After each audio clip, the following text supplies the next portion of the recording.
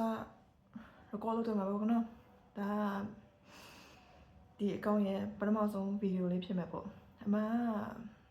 ဒီ account ဒီ video ရိုက်မရိုက်စဉ်းစားဖို့အကြာကြီးစဉ်းစားနေခဲ့တယ်ဘာလို့ဆိုတော့ကိုယ့်ရဲ့အတွင်းစိတ်ခံစားချက်တွေကိုခင်ဗျားကို share တင်လားမ share တင်လားပေါ့တခုစဉ်းစားမိတာကတော့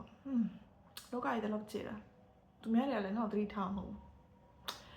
ပြီးလို့ရှိရင်အဓိကလည်း training လုပ်ချင်တာကိုက sales position မှာလုပ်တယ်ဆိုတော့အယောင်စီးဆိုတော့စကားပြောဆိုလေးတွေကအရေးကြီးတယ်ပေါ့နော်ပြီးလို့ရှိရင်အခုဒီနောက်ပိုင်းကို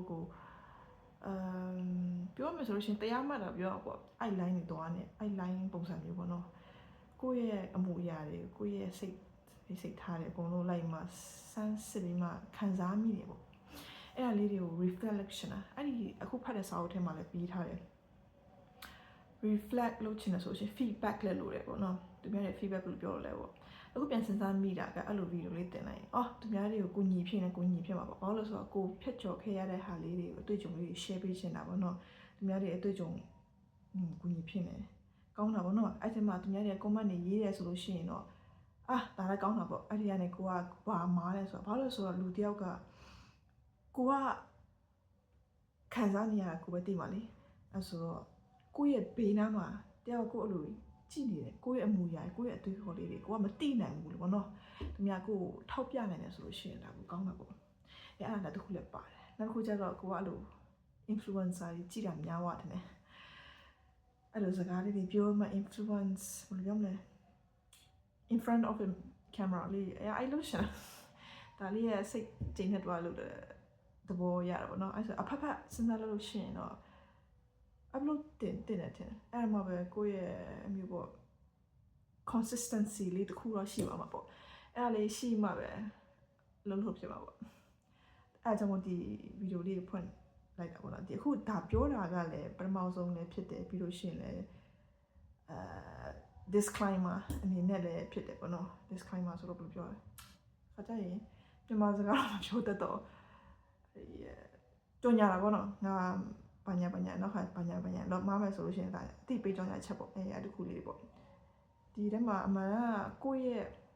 ကိုပြောလိုက်တယ်ပြီးရင်ကိုပြန်ကြည့်ဖို့ပဲအဓိကအဲ့ကြားမှာသူများတွေကိုကုညီဖြစ်ရင်မစိုးဘူးပေါ့အဲ့တဘောနဲ့ပဲတင်တာတခြားပါတဘောနဲ့မှတင်တာလည်းမဟုတ်ဘူးအမျက်စားခြင်းလည်းမဟုတ်ဘူးအဲ့ထဲမှာ follower တွေများလာလို့ရှိရင်တော့စီးပွားရေးလုပ်နေအဲ့လည်းတခုပေါ့နော်ဒါကတော့ကိုယ့်ရဲ့ dark side လေးပေါ့အဲ့လောက်ပါပဲအဲ့ဒါကတော့ပေါ့အဲ့ဆိုတော့နည်းနည်း introvert လည်းဖြစ်တော့ camera ရှေ့မှာဘယ်လိုမှမရှိတော့နည်း confident ဖြစ်တယ်ပြီးလို့ရှိရင်စကားတွေပြောတတ်ပြီဆိုလို့ရှိရင်ကိုယ့်ရဲ့ career တက်ကောင်းတာပါဘာလို့လဲဆိုတော့ကိုကအခုကငါလို့ပဲပြောမှာနော်ဘာလို့ဆိုတော့ကိုငါအဲ့လိုပဲကောင်းပါတယ်ကိုကြည့်မှာဆိုတော့နော်ရှင်တော့ကျမတို့ပြောတတ်ဘူးတကယ်ပြောအချင်းမရှိဒီမှာလည်း I you me mine အဲ့ဒါတွေပဲပြောနေတယ်ဆိုတော့ပြောတတ်တော့အဲ့ဆိုတော့ကိုကစကားပြောပြီဆိုလို့ရှိရင်တနေအောင်စိုက်ကြည့်နေမှလို့လူရဲ့မျက်နှာကိုကြည့်တတ်ဘူးအဲ့ဆိုအခုကကင်မရာကိုကြည့်အဲ့ဆိုဘယ်လိုမှလည်းမမြင်အောင်အဲ့ဆိုတော့ကိစ္စမရှိဘူးပြောလို့လည်းကောင်းတယ်အဲ့ဒါဒီပါပဲအပြောမယ်ဘလောဆယ်ဒီလပိုင်းရှိပြီခံစားမိတာကိုယ့်ရဲ့ level လေးတွေတက်လာတယ်ပေါ့နော်ကိုကောင်းကောင်းလေးပြောတတ်ဆိုတတ်ဘယ်လိုပြောမလဲကိုအမူအရာလေးကိုခံစားမိတာဥပမာတရားမှတ်တယ်လို့ပုံစံပေါ့ပြောမယ်ဆိုလို့ရှိရင်ဘာသာရေးတော့မလိုက်စားဘူးလုံးဝမလိုက်စားဘူးဖះလည်းဖြစ်ခုဘူးစော်ကားလည်းမဟုတ်ဘူးမလေးစားလည်းမဟုတ်ဘူးဒါပေမဲ့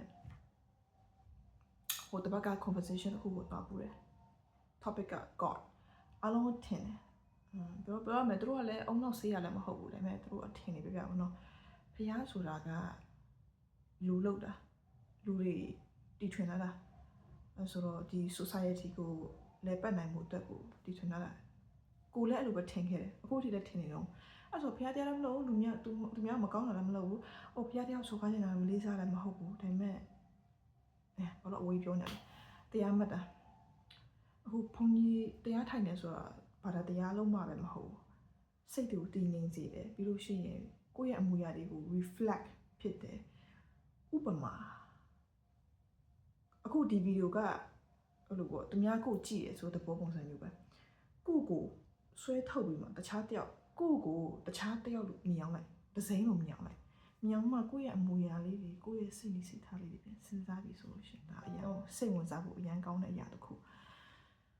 အခုဒါလေးလုံညာနည်းနည်းတော့ခါကျရင်ယူတော့မလို့ထင်တယ်အမှန်တိုင်းပြောမယ်ဆိုကိုယ့်ရဲ့ level ကမတတ်နိုင်လို့ယူရလို့ခံစားမိတာကိုကအဲ့လိုပေါ့နော်ရုပ်တရက်တဲ့လူတွေ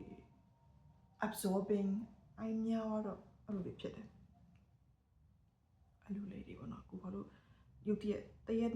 ရက်မှာကိုအဲ့လိုဖျားတရားလိုမျိုးလိုက်စားပြီးဒီ asset လောက်တဲ့လူမျိုးဖြစ်လာမယ်မထင်တော့အယူမိုက်ထင်တာကိုလူဆိုတာတကယ်ပြောတတ်ဘူးလေနော်ပြောင်းလဲတာအများကြီးပြောင်းလဲဒီနေ့မှလည်းအများကြီးပြောင်းလဲခဲ့ပြီပေါ့ဒါတော့စကားပေါ့ဒါတော့ဒီဗီဒီယိုလေးကိုထပ်ပြီးမှ upload မလုပ်ဘူးဆိုလို့ရှိရင်တော့ဆက်လုပ်ပြမှာမဟုတ်ဘူးပေါ့နော်အဲ့ဆိုစဉ်းစားနေ YouTube မှာလည်းတင်မယ် Facebook မှာလည်းတင်မယ် page လေးထောင်မှာအဲ့ TikTok ကြည့်လို့လည်းများ TikTok လည်းတင်ကြည့်မယ်ပေါ့ဘယ်လောက်ပါပဲ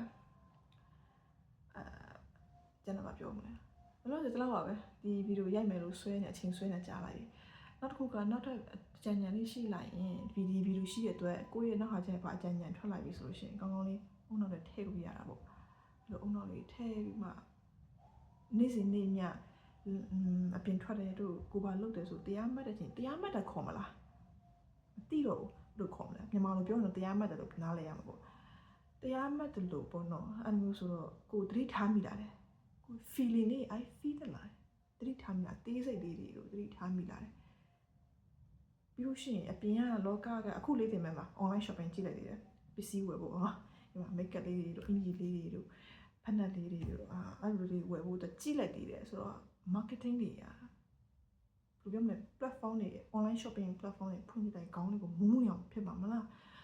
အရင်တော့တကယ်ဖြစ်ဘူးလေအရင်တော့ဝယ်တော့လွန်ခဲ့တဲ့နှစ်ဝက်လောက်တာထက်တယ်အဲ့လိုကြုံဘူးတယ်ဘာလို့လို့မလဲခေါင်းတွေပူထူရပဲအဲ့လိုခေါင်းပူထူတဲ့ခံစားချက်ဒီနေ့လည်းပြန်ကြုံရပြီ pressure များလို့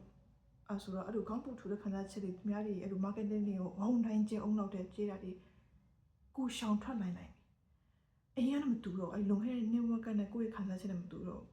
ကိုထိန်းချုပ်တတ်နိုင်တာပြီဒါကအောင်မြင်မှုတစ်ချက်ပဲကိုထိန်းချုပ်တတ်နိုင်တယ်အမှန်တိုင်းပြောမယ်ဆိုဒီစကားတွေကရှိလူကြီးတွေတို့ပညာရှိတွေတို့အစားကလေးပြောခဲ့ပြီးပြီဒါပေမဲ့ကိုတကယ်ကြုံတွေ့ခဲ့မှာပဲခံစားမိတာအဲဆိုတော့အမျိုးပေါ့ဘာရောက်တော့လဲအဲ့လိုမျိုးဘယ်တော့လဲ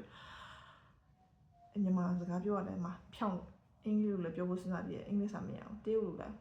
ပြောချင်တော့မြန်မာလိုကပိုဖြောင်းခံစားမိတယ်တရုတ်အမျိုးပေါ့ဘာလို့ဆိုဒီအတွေးခေါ် philosophy ဘာညာတွေကလည်းတရုတ်ဘက်ကနေလည်းအများကြီး affect ဖြစ်တယ်ဘယ်ပြောမလဲအဲ့ international လည်းလိုက်ပါတယ်ဒီတော့အဆုံး absorbing လုပ်ပါတယ်ဘာတော့မရွေးပါဘူးလူအဓိကတဘောထားတယ် okay အဲ့တော့ပါပဲဘာပြောနေမှမသိဘူးအေးပေါ့တတိထားမိလိုက်မှတို့ကိုယ့်ရဲ့လောက်ဆရာတစ်ခုရှိလာတယ်ပေါ့အဲ့လိုမျိုးခံစားမိပြီးမှဒီဗီဒီယိုရိုက်ရတဲ့ပါတယ်မဟုတ်ရှင်ကိုတတိထားမိလာခင်ဗျာကိုကအိမ်စာမရှိသလိုပေါ့နော်ကိုဒီတတိထားမိလာတယ်ကိုမေ့ရောမှာအချင်းကဖြတ်တန်းသွားတယ်အချင်းကအရင်ကတတိအရေးကြီးတယ်ဖြတ်တန်းသွားတယ်ကိုကဘာမှမသိတော့